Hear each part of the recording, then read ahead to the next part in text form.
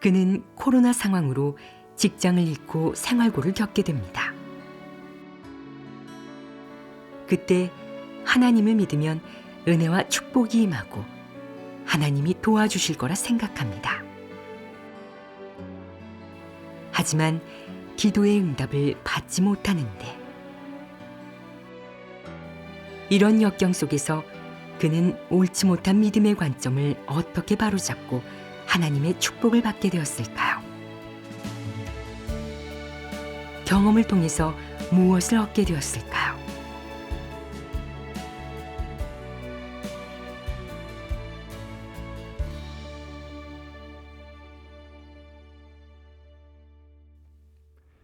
어릴 때 전 주변 영향을 많이 받았어요. 뭐든 남들이 하는 대로 따라했는데 주변에서 예수님 믿어 저도 믿었죠. 그러다 하나님에 대해서 알고 싶은 게 많아지면서 이런 생각을 하게 됐어요.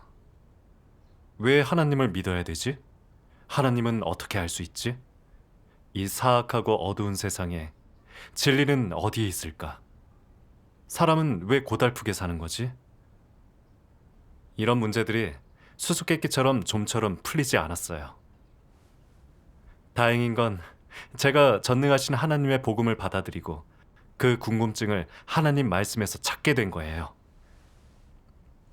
신앙이란 하나님의 말씀과 사역을 경험해서 하나님을 알고 사랑하고 순종하는 거더라고요.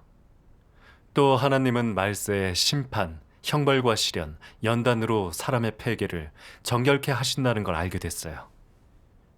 그래서 제게도 시련을 달라고 기도했죠. 또 중국에서 태어난 분들이 부러웠어요. 저도 중국 형제자매처럼 사탄 정권의 핍박과 박해 속에서 굳게 서서 이기는 자가 되는 증거를 보이고 싶었죠. 그런 의지가 참 좋네요. 네. 이런 걸 깨닫게 됐을 때 제게도 일이 닥친 거예요. 코로나 때문에 저희 회사가 망해 직장을 잃게 됐어요. 그 후에 여러 회사에 지원을 했는데 면접 보라고 연락 오는 회사가 없더라고요. 시간이 갈수록 상황이 안 좋아졌죠. 수입은 없고 음식 살 돈도 없고 어떻게 해야 할지 모르겠더라고요. 코로나 전에 전 퇴근하면 온라인 예배를 드리고 전능하신 하나님 말씀이나 영화를 보고 형제자매와 본분도 했었어요. 그런 걸 중시했었으니까 전 제가 잘 믿는다고 여겼죠. 그래서 제가 힘들어할 때 분명 유일하신 하나님이 절 도와주실 거라고 생각했어요. 그리고 일자리를 구하게 해달라고 기도도 했어요. 전 하나님을 믿으니까 구하는 건 다 주실 거라고 믿었어요. 근데 하나님은 그렇게 안 하셨죠. 그럴 때 어떠셨어요? 조금 연약해지고 의문스러웠죠. 난 매일 말씀을 보고 기도도 하는데 하나님은 왜 내가 힘들 때 안 도와주실까? 근데 한편으론 욥이 생각나더라고요. 욥은 모든 재산을 잃었을 때도 굳게 섰잖아요. 또 좋은 일이든 나쁜 일이든 하나님이 하시는 거라고 믿고 원망하지 않았죠. 물질적인 축복을 주실 때도 감사했고 다시 그 복을 걷어가실 때도 여호와의 이름을 찬송했어요. 네. 그쵸. 욥의 믿음과 기도를 잘 생각해 보니까 제 믿음은 너무 작고 미약하고 비교가 안 되더라고요. 그렇지만 저도 욥을 본받아서 하나님의 주제에 순종하기로 했죠.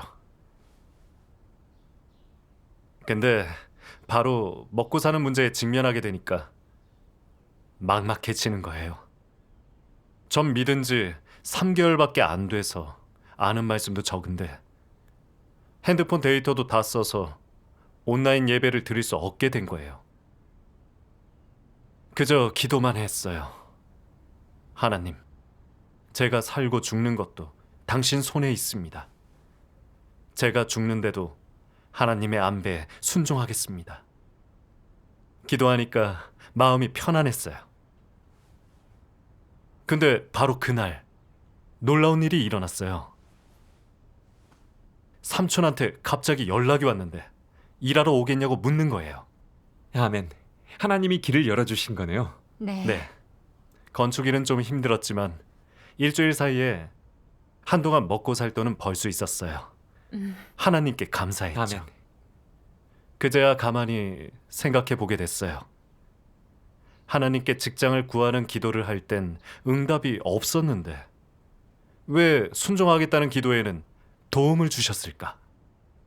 어느 날 말씀을 보면서 여기에 대해 좀 알게 됐어요.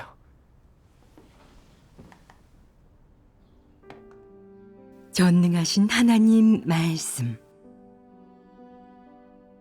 많은 사람이 그저 질병을 치료받기 위해 나를 믿고, 많은 사람이 그저 나의 능력을 빌어 자기 몸에 있는 더러운 귀신을 쫓아내기 위해 나를 믿는다. 또 많은 사람이 그저 평안과 기쁨을 얻기 위해 나를 믿고, 많은 사람이 그저 내게서 더 많은 물질적 부를 얻어내기 위해 나를 믿는다. 많은 사람이 오직 이 생을 무사히 보내고 내세에 무탈하기를 바라면서 나를 믿고, 많은 사람이 지옥의 고통을 피하고 천국의 복을 얻기 위해 나를 믿는다. 또 많은 사람이 내세에 무언가를 얻기 위해서가 아니라 그저 일시적인 편안함을 위해 나를 믿는다. 내가 사람에게 나의 분노를 안겨주고 기존의 기쁨과 평안을 거두어 갈 때 사람은 모두 의심하였다. 내가 천국의 복을 거두고 지옥의 고통을 주자 사람은 분노하였다. 사람이 내게 병을 고쳐달라고 할 때 내가 모른 척하고 혐오하자 사람은 내게서 멀리 떠나 더러운 무당을 찾아갔다. 사람이 내게서 얻어낸 것을 내가 다 거두어 가자 사람은 그림자도 보이지 않았다. 그러므로 나는 사람이 나를 믿는 것은 나의 은혜가 매우 많기 때문이며 나를 믿으면 이로운 점이 아주 많기 때문이라고 말하는 것이다. 사람과 하나님의 관계는 노골적인 이익관계일 뿐이다. 즉, 복을 받는 자와 베푸는 자의 관계에 불과하다. 솔직히 피고용인과 고용인의 관계다. 피고용인의 수고는 오직 고용인이 주는 품삯을 받기 위함이다. 이런 이익관계에는 애정은 없고 거래만 있으며 사랑을 주고받는 것은 없고 베품과 연민만 있다. 또 이해는 없고 어쩔 수 없이 참는 것과 기만하는 것만 있으며 친밀한 관계는 없고 영원히 넘을 수 없는 깊은 골만 있다. 상황이 이미 이 지경에 이르렀는데 누가 이 흐름을 되돌릴 수 있겠느냐? 또 이런 관계가 위험하다는 것을 진정으로 아는 사람이 몇이나 되겠느냐?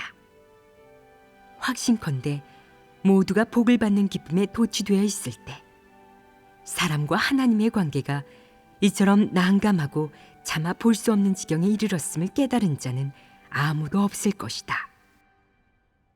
아멘. 하나님이 복을 바라는 우리 속셈과 폐교 성품을 다 폭로하셨네요. 네. 네. 하나님을 믿는 대부분이 위로받기 위해 믿죠. 안 좋은 일은 겪지 않으려고 하고 원하는 걸 하나님이 채워주시길 바랄 뿐이지. 자기가 하나님을 흡족게 해드리는지는 관심이 없어요. 그저 중요한 건 하나님께 순종하고 흡족게 해드리는 게 아니라 원하는 걸 하나님이 채워주시냐 하는 거죠. 전에 주님을 믿을 땐 목사님이 항상 하나님의 축복을 구하라고 했었어요. 근데 그러면 우리와 하나님의 관계를 더 멀어지게 했죠. 네. 네. 하나님 말씀에 있잖아요. 사람과 하나님의 관계는 노골적인 이익 관계일 뿐이다. 즉, 복을 받는 자와 베푸는 자의 관계에 불과하다. 솔직히 피고용인과 고용인의 관계다. 피고용인의 수고는 오직 고용인이 주는 품삯을 받기 위함이다. 이런 이익 관계에는 애정은 없고 거래만 있으며 맞아요. 이 진리의 말씀에 제 자신을 비춰봤어요. 보니까 저도 복 받기 위해 믿고 있었죠. 그게 제 진짜 속셈이었던 거예요. 저는 하나님이 이 땅에 오셨으니 그를 받아들인 자에게 복을 주실 거라고 생각했어요. 제가 말세 사역을 받아들였으니 당연히 복을 받을 거고 생활이 나아질 거라고 믿었죠. 근데 현실은 아니었어요. 저는 더 심한 생활고를 겪게 됐고 그러니 연약해지고 소극적이 됐죠. 수입도 없고 먹을 것도 없고 데이터가 없어 예배도 못 드리는데 어떻게 믿겠어요? 하나님이 저를 보시지 않는 것 같아 원망했죠. 또 계속 직장을 찾고 기도도 했는데 응답이 없고 제 기도를 들어주지 않으시니 정말 하나님이 맞을까 의심도 했어요. 이 말씀과 같았어요. 내가 사람에게 나의 분노를 안겨주고 기존의 기쁨과 평안을 거두어 갈 때 사람은 모두 의심하였다. 네. 이 말씀을 보는데 제 생각들이 정말 부끄러웠어요. 그리고 복받기 위해서 하나님을 믿는 건 잘못됐다는 걸 알게 됐죠. 그건 하나님을 복을 주시는 분으로만 보고 저를 수혜자로만 생각한 거잖아요. 그래서 제가 원하는 일자리를 못 구할 때 하나님이 외면하신다고 원망했죠. 정말 하나님을 믿는 제 관점은 참 어리석었어요. 네. 제가 어려서부터 예배에서 들은 건 다 이랬어요. 하나님이 복을 주실 것이다. 예수 믿으면 복 받는다. 기도만 하면 다 들어주실 거다. 종교계와 부모, 주변 사람들한테서 들은 말이 저한테 영향이 컸죠. 하나님을 믿으면 세상에서 고난받지 않고 복만 받을 거라고 생각했어요. 예전엔 이런 생각이 잘못된 신앙 관점이란 걸 몰랐고 사탄 성품이란 것도 몰랐어요. 근데 하나님이 폭로하신 말씀을 보고 잘못됐단 걸 좀 알게 됐죠. 말씀에 폭로와 심판이 없다면 아무도 그걸 모르죠. 맞아요. 맞아요. 복과 은혜만 바라는 신앙은 결국엔 진리를 얻을 수 없고 폐괴 성품도 변하지 못해요. 맞아요. 맞아요. 생각해 봤어요. 하나님 믿는 게 정말 물질적 축복만을 위한 건가? 돈 있고 물질적으로 풍족하면 하나님께 인정받을 수 있나? 만약 그렇다면 예수님이 요한복음 6장의 말씀을 안 하셨겠죠. 썩는 양식을 위하여 일하지 말고 영생하도록 있는 양식을 위하여 하라. 이 양식은 인자가 너희에게 주리니 인자는 아버지 하나님의 인치신 자니라. 그리고 너희를 위하여 보물을 땅에 쌓아두지 말라. 좀과 동록이 해하며 도적이 구멍을 뚫고 도적질하느니라. 보물을 하늘에 쌓아두라. 거기는 좀이나 동록이 해하지 못하며 도적이 도적질도 못하느니라. 내 보물 있는 그곳에는 내 마음도 있느니라. 아멘. 아멘. 그제야 알았죠.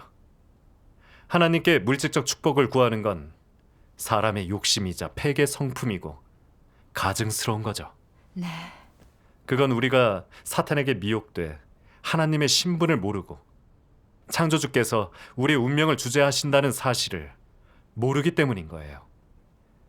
또 창조주께 순종하지 못하기 때문에 계속 달라고만 하는 거죠. 그래서 모든 게 순조로우면 감사해야 하고 찬송하지만 반대로 생활에 어려움이 생기거나 하나님이 우리 요구를 안 들어주시면 오해하고 원망을 해요. 그건 하나님을 대적하는 거죠. 맞아요. 아브라함이 생각나더라고요. 그는 하나님께로 온 모든 것에 순종했고 좋은 일이든 나쁜 일이든 자기만의 선택이 없었죠. 그래서 하나님이 아들 이삭을 바치라고 하셨을 때 아브라함은 하나님의 요구대로 다 하려고 했어요. 아무리 괴로워도 왜 그걸 시키시냐고, 왜 자기를 이렇게 대하시냐고 하나님께 따지지 않았어요. 반대로 아브라함은 하나님께 무조건 순종하려고 했어요. 하나님은 창조주시고 자긴 피조물인 걸 아니까요. 그래서 조건 없이 하나님의 분부와 요구에 다 순종해 그의 믿음이 칭찬받게 된 거죠. 근데 지금 사람들은 아브라함과 달라요. 하나님의 뜻을 소홀히 하고 온통 물질적인 축복에만 신경을 쓰고 있어요. 주님이 그러셨잖아요. 너희는 먼저 그의 나라와 그의 의를 구하라. 그래야면 이 모든 것을 너희에게 더하시리라. 물질적 축복을 구할 게 아니라 하나님의 뜻대로 행하고 진리를 추구해 본분을 제대로 이행하는 게 제일 중요한 거더라고요. 맞아요. 하나님은 창조주시라 사람의 마음을 잘 아시고 가장 필요한 게 뭔지 잘 아시죠. 네. 근데 사람은 폐괴돼서 사람의 사상이 온통 욕심과 물질로 가득 차 있고 하나님을 흡족해 해드리기 위해 믿는 게 아니라 그저 사욕을 채우려고 믿고 있는 거예요. 전능하신 하나님이 말씀하셨죠. 폐괴된 인류는 모두 자신을 위해 산다. 자기만을 위해 살아야 한다. 이는 사람의 본성을 요약하고 있다. 하나님을 믿는 것도 자신을 위함이다. 하나님께 헌신함은 복을 받기 위해서이며 하나님께 충성하는 것도 상을 받기 위함이다. 결론적으로 복을 받거나 상을 받고 천국에 가기 위한 것이다. 세상에서 일을 하는 것은 다 이득을 보기 위함이고 하나님 집에서 본분을 하는 것도 복 받기 위함이다. 복을 받고자 모든 것을 버리고 많은 고통을 감내하는 것이다. 이는 모두 사람의 사탄 본성을 가장 잘 입증한다. 아멘. 아멘. 말씀이 딱 저를 두고 하신 거였어요. 이기적인 제 자신을 보게 됐어요.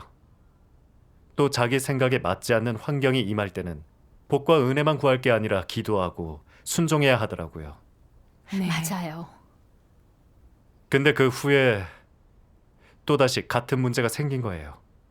전에 제가 삼촌한테서 일주일만 일하고 그만뒀는데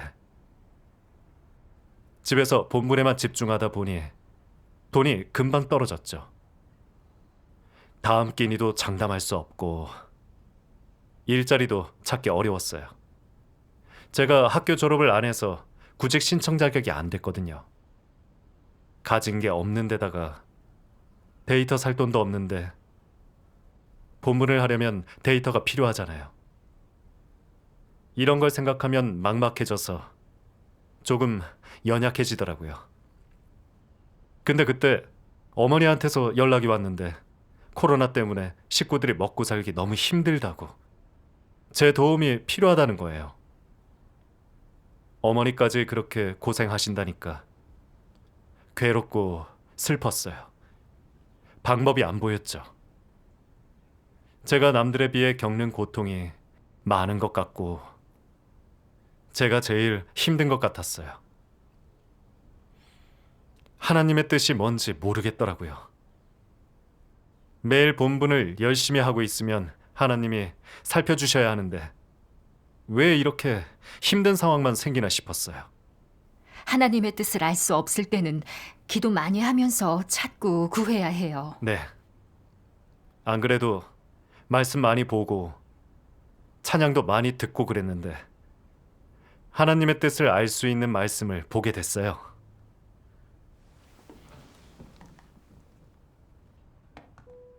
전능하신 하나님 말씀.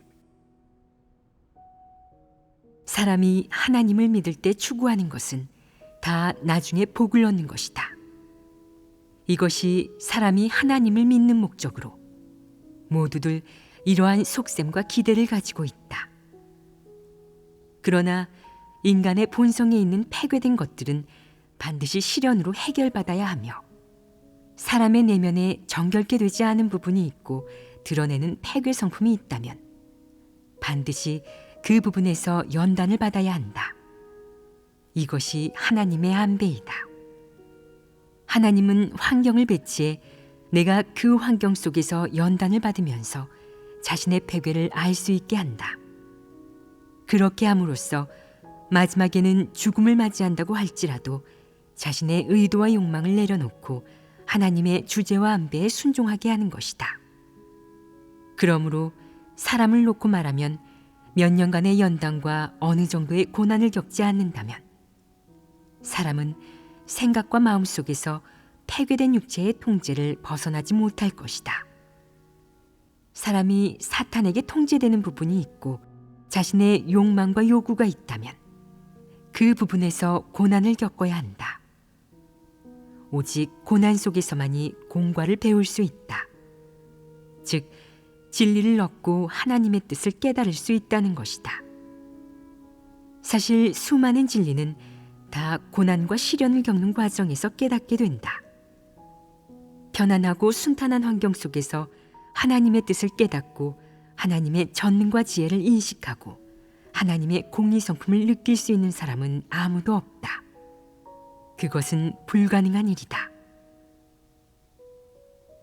사람의 내면에는 늘 하나님에 대한 사치스러운 요구가 존재한다. 그는 언제나 우리는 가정을 버리고 본분을 이행하니까 하나님은 마땅히 우리를 축복하셔야 해. 또 우리는 하나님의 요구대로 행했으니까 하나님은 우리에게 상을 내려주셔야 해. 라고 생각한다. 많은 사람이 하나님을 믿으면서 마음속에 이러한 것들을 품고 있다. 사람이 너무 비이성적인 것이다. 스스로 진리를 실행하지는 않고 하나님을 원망하니 말이다. 사람으로서 마땅히 해야 할 일을 그는 하지 않는다. 또 사람이라면 마땅히 진리 추구의 길을 선택해야 하건만 그는 진리를 싫어하고 육적인 누림을 탐한다. 늘 복을 받고 은혜를 누리기를 추구하고 사람에 대한 하나님의 요구가 너무 높다고 원망한다. 하나님에게 언제나 그를 선대하고 그에게 더 많은 은혜를 베풀어 달라고 그가 육적으로 더 누리게 해달라고 한다. 이런 자가 진심으로 하나님을 믿는 사람이겠느냐? 이렇게 말하는 사람에게는 조금의 이성도 믿음도 없다. 이는 다 사치스러운 요구가 충족되지 않아 하나님께 불만을 품었기 때문이다. 이는 전부 사람이 마음속으로 드러낸 것으로 사람의 본성을 완전히 대표한다. 사람의 내면에 있는 이러한 것들을 벗어버리지 않는다면 언제 어디서나 하나님을 원망하고 오해할 수 있다. 또한 하나님을 모독하기 쉽고 언제 어디서나 참도를 저버릴 수 있다. 이는 아주 자연스러운 일이다.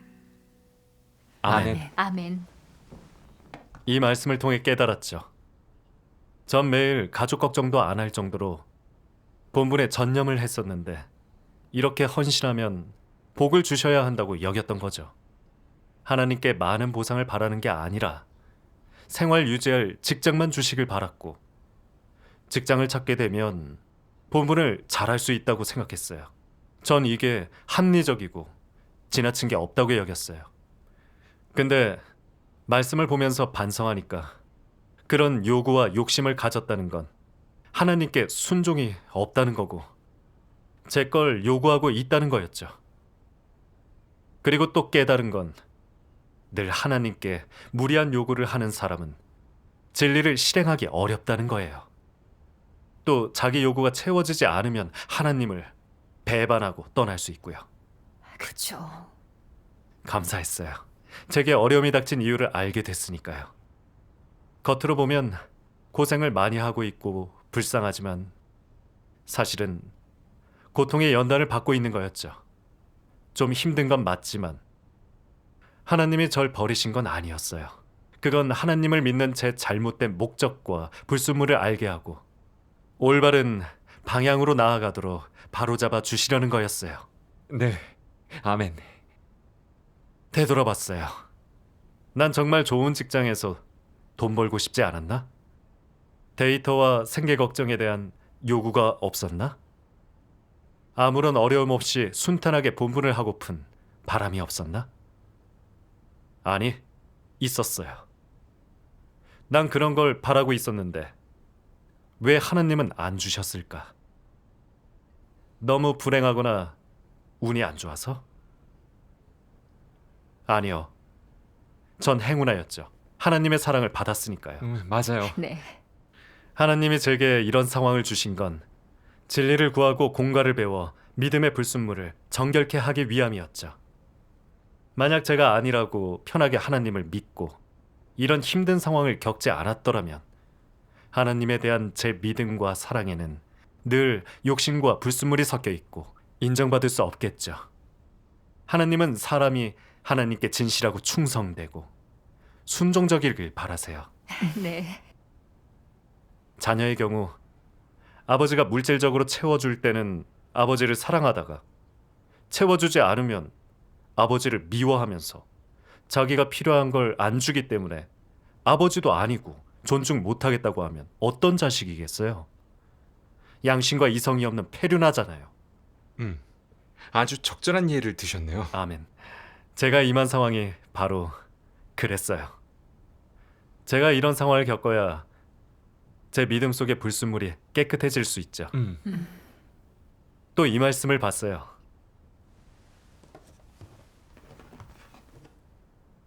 전능하신 하나님 말씀. 실제로 하나님을 믿는 것이란 무엇이냐? 하나님의 말씀을 너의 생명 실제로 받아들이고 하나님의 말씀에서 그를 알고 진실로 그를 사랑하게 되는 것이다. 좀 더 분명히 말하자면 하나님을 믿는 것은 하나님께 순종하고 하나님을 사랑하며 피조물이 해야 할 본분을 이행하기 위한 것이다. 이것이 하나님을 믿는 목적이다.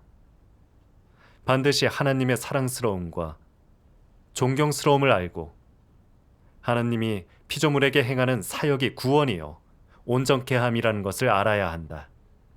이는 하나님을 믿는 데에 최소한으로 갖춰야 할 것이다. 하나님을 믿는다는 것은 주로 육적인 삶에서 하나님을 사랑하는 삶으로 바뀌고 폐괴된 삶에서 말씀이 생명되는 삶으로 바뀌는 것이다. 또 사탄의 권세에서 벗어나 하나님의 돌봄과 보호 아래에서 살면서 하나님께 순종하고 육체를 따르지 않으며 하나님이 너의 온 마음을 얻고 너를 온전케 함으로써 사탄의 폐괴 성품을 벗는 것이다.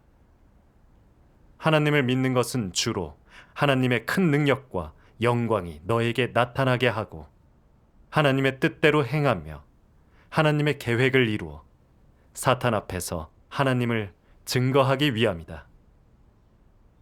하나님을 믿음은 이적과 기사를 보거나 육적인 것을 위함이 아니라 하나님을 알고 순종하고 베드로처럼 죽기까지 순종하기를 추구해야 한다.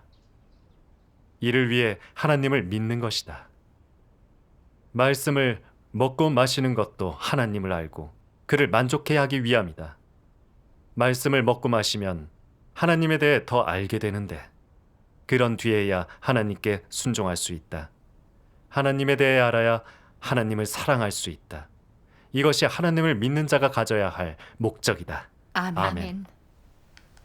제가 전능하신 하나님을 믿으며 초반에 봤던 말씀인데 그때는 이 말씀을 제대로 이해 못했어요. 근데 여러 번 어려움을 겪게 되면서 하나님 뜻이 뭔지 조금은 알 것 같았어요. 그쵸. 진정 하나님을 믿는다는 건 쉬운 게 아니었어요. 제가 하나님께 헌신하면 당연히 하나님의 보호를 받고 모든 게 충족돼야 한다는 건 완전히 잘못된 관점이었어요. 당연히 말씀을 경험하고 하나님을 흡족해 해드리고 하나님이 주시든 거두시든 다 순종하고 헌신하는 게 맞죠. 네. 네. 사람이 하나님의 말씀을 통해서 하나님을 알려고 하고 하나님의 주제에 순종한다면 그 믿음은 하나님께 인정받죠. 베드로처럼 지극히 하나님을 사랑하고 죽기까지 순종한다면 온전케 되는 거고요. 네.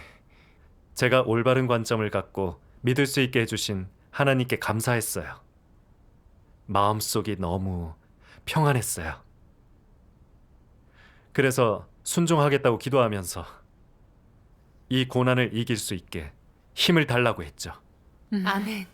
이렇게 들으니까 저도 어떻게 추구해야 할지 알겠네요. 기복 신앙으로 믿는 게 아니라 하나님께 순종하고 본분을 다하려고 하는 게 하나님 뜻에 합당한 믿음이네요. 맞아요. 맞아요. 놀랍게도 다음날 삼촌이 돈을 주셔서 데이터와 음식을 사게 됐어요. 아멘. 하나님이 길을 열어주셔서 감사했어요. 아멘. 그 후에 알바자리도 찾았어요. 힘들긴 해도 기본적인 생활 유지는 할 수 있게 됐는데 그것도 하나님이 주신 거죠. 정말 깊이 느끼게 된 건 하나님의 안배에 순종하는 게 삶 속에서 제가 배워야 할 공과라는 거예요. 그러면 하나님의 전능하심과 놀라운 역사를 볼 수 있어요. 또 생활 속에 많은 문제가 생길 때 가져야 할 자세고요. 그때 이 말씀이 생각났어요. 제가 읽죠. 아, 네. 내가 실생활에서 문제에 맞닥뜨릴 때 하나님의 권병과 주제를 어떻게 느끼고 깨달아야 할까? 이러한 문제에 봉착하여 어떻게 깨달아야 하는지, 어떻게 대처하고 체험해야 할지 모를 때 어떤 태도를 취해야 내게 하나님의 주제와 안배에 순종하려는 마음과 염원과 실제가 있음을 보일 수 있을까? 우선 기다리는 법을 배워야 한다. 그 다음 구하는 법을 배워야 하며 그런 후에는 순종하는 법을 배워야 한다. 기다린다는 것은 하나님의 때, 즉 하나님이 너에게 안배한 사람과 일과 사물, 그리고 하나님의 뜻이 점차적으로 너에게 나타나는 것을 기다린다는 말이다. 구한다는 것은 하나님이 안배한 사람과 일 가운데 하나님의 애쓰는 마음을 살피고 깨닫는 것이다. 그 속에 있는 진리를 깨닫고 사람이 행해야 할 것과 지켜야 할 도를 깨닫는 것이다. 하나님이 사람에게서 얻고자 하는 성과와 맺고자 하는 결실을 아는 것이다. 순종한다는 것은 당연히 하나님이 안배한 사람과 일 그리고 그의 주제를 받아들이고 그 가운데 창조주가 어떻게 사람의 운명을 주재하고 어떻게 그의 생명을 공급하며 어떻게 진리를 사람 안에 넣어주는지를 체험하는 것을 말한다. 하나님의 안배와 주제 아래에서 모든 일은 자연의 섭리대로 흘러간다. 하나님이 주재하고 안배한 모든 것을 따르겠다는 결심을 했다면 기다릴 줄 알아야 하고 구할 줄 알아야 하며 순종할 줄 알아야 한다. 이는 하나님의 권병에 순종하려고 하는 모든 사람이 가져야 할 태도이자 하나님의 주제와 안배를 받아들이고자 하는 모든 사람이 갖추어야 할 기본적인 소양이다. 너희가 많은 노력을 들여 이런 태도와 소양을 갖춰야만 진정한 실제에 진입할 수 있다. 아멘.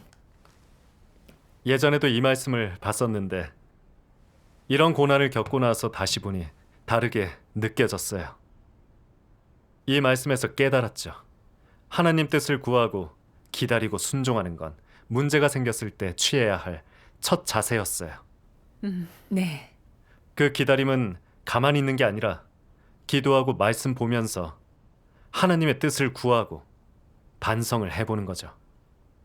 그런 과정을 통해서 자신의 진짜 상태와 진입할 걸 깨닫게 되는 거예요. 이렇게 구하면서 경험하면 하나님의 전능하심과 실제 행사를 볼 수 있어요.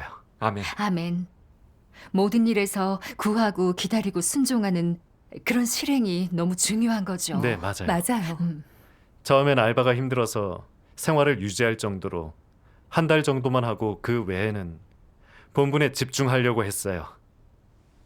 근데 폰이 고장난 거예요. 그래서 한 달 더 일해서 휴대폰과 노트북을 살까 싶었어요. 근데 전 교회 리더라서 해야 할 사역이 많았거든요. 저한테는 본분 완수가 중요했고 그게 제일 소중했어요. 그래서 일을 그만뒀죠. 윗선 리더가 제 상황을 알고 그러더라고요. 제가 본분을 잘할 수 있게 교회에서 노트북과 데이터를 구매해 주겠다고요. 잘 됐네요. 그 말에 너무 기뻤고 정말 말로 표현하기 힘들었어요. 모든 게 하나님의 은혜잖아요. 제가 본분을 잘할 수 있게 길을 열어주신 거예요. 하나님은 저를 힘들게 하신 게 아니라 제 진심과 순종을 원하셨던 거였죠. 네. 고난 중에 하나님 사랑을 느껴보니 예전에 생각했던 하나님의 사랑은 모호하고 실제적이지 않았어요. 이번 일을 통해서 공과를 배우게 되면서 진정으로 알게 됐어요. 어려운 상황들을 통해 저의 이기적이고 무죄함을 알게 됐고, 조금씩 잘못된 관점을 바로잡고 올바른 믿음의 길을 가게 된 건 다 하나님의 사랑이었어요. 네. 또 고난을 대하는 올바른 자세와 하나님을 대하는 바른 자세도 알게 됐어요. 예전엔 믿기만 하면 하나님이 모든 걸 주셔야 하는 줄 알았는데 그게 아니더라고요. 하나님께 계속 달라고 구걸해선 안 되고 범사에 하나님을 흡족해 해드려야 하는 거예요. 아멘. 아멘. 아멘. 그게 우리가 하나님 앞에서 가져야 할 이성이죠. 네. 네. 맞아요. 얼마 후 또 검증을 받게 됐어요. 한 달간 일하고 월급을 받은 날인데 글쎄 길에서 강도를 만난 거예요. 월급의 절반을 뺏겼어요. 하나님의 보호로 칼을 들고 있었지만 절 해치지 못했어요. 아멘. 그 순간 하나님이 이걸 허락하신 것에도 뜻이 있겠다 싶었죠. 욥의 일이 생각났어요. 부유했던 욥은 재산과 자녀를 다 잃게 됐을 때도 무조건 순종하고 원망 없이 하나님을 찬송했잖아요. 전 부자도 아니고 그저 평범한 사람이죠. 그 뺏긴 돈은 제게 필요했던 거고 어디다 쓸지 계획했던 거지만 욥의 믿음과 순종을 본받기로 했어요. 그래서 기도했죠. 하나님, 전 측량할 수 없습니다. 왜 이런 일이 생겼는지 모르지만 이 속에 분명히 하나님의 뜻이 있을 테니 그 안배에 순종하겠습니다. 소극적이지 않도록 절 감화하시고 이끌어 주세요. 아멘. 기도하니까 아무 일 없었던 것처럼 마음이 안정되더라고요. 아멘. 고민이나 불안감 같은 거 없이 평소처럼 본분을 했어요. 하나님의 주제를 알기 전에 비해 태도에 큰 변화가 생긴 거죠. 하나님이 저를 정결케 하고 구원하시기 위함인 걸 알았으니까요. 하나님의 사랑도 더 깊이 알게 됐어요. 그 사랑은 물질적 축복으로만 보여지는 게 아니었어요. 물질은 그저 육을 충족시켜 줄 뿐이잖아요. 하나님의 진정한 사랑은 우리가 말씀의 심판, 형벌, 시련과 연단을 통해 진리를 알고 왜 하나님을 믿는지 알고 하나님을 경외하고 사랑하고 흡족게 해드리는 법을 알고 하나님의 모든 안배에 순종하게 하는 거예요. 아멘. 이런 깨달음을 얻게 된 건 다 하나님의 은총이지요. 맞아요. 네. 이 말씀이 생각나더라고요. 전능하신 하나님 말씀. 하나님에 대한 사람의 사랑은 하나님의 연단과 심판을 토대로 이루어진다.